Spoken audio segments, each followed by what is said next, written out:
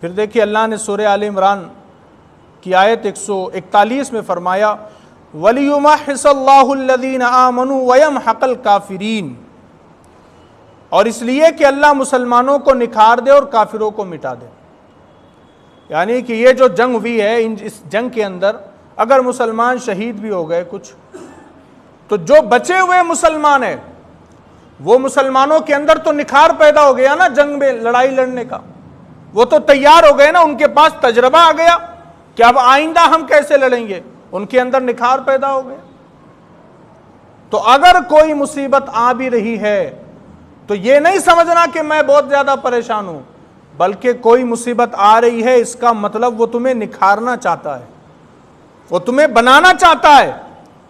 ہیرے کی اس وقت تک قیمت نہیں ہوتی جب تک اس کو تراشا نہیں جاتا۔ سونے کی اہمیت اس وقت بنتی ہے جب لوہار اس کو پگھالتا ہے اور آکار دیتا ہے۔ جب تک سونے کو بھٹی کے اندر تپایا نہیں جاتا اس وقت تک اس کے اندر شائننگ نہیں آتی، اس کے اندر خوبصورتی نہیں آتی۔ تو اللہ فرما رہے کہ یہ جو تمہارے ساتھ ہو رہا ہے، دراصل اللہ چاہتا ہے کہ مومنوں کو نکھارا جائے۔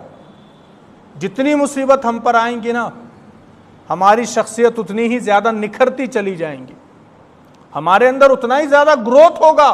جتنی زیادہ ہم مصیبت میں گرفتار رہیں گے، جتنی زیادہ ہم تکلیفوں میں رہیں گے۔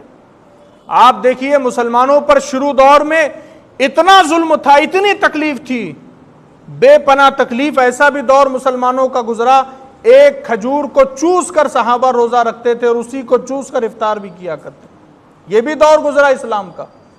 لیکن جب اس دور میں نکھارے گئے صحابہ تو پھر وہ وقت بھی آیا، عمر بن خطاب کے دور آنے تک آدھی دنیا پر اسلام کا پرچم لہرا رہا تھا۔ تو دراصل اگر آج ہم پر مصیبت آ رہی ہے تو اس کا یہ مطلب نہیں کہ ہم ٹوٹ جائے مصیبت میں، نہیں۔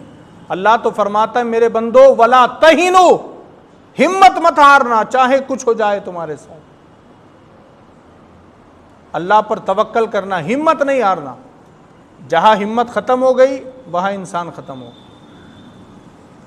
تو فرما رہا ہے کہ اللہ وَلِيُمَحِّصَ اللَّهُ الَّذِينَ آمَنُوا، یہ ساری چیزیں اس لیے ہو رہی ہے تاکہ ایمان والوں کے اندر نکھار پیدا ہو جائے، اور وَيَمْحَقَ الْكَافِرِينَ، اور کافروں کو مٹا دے،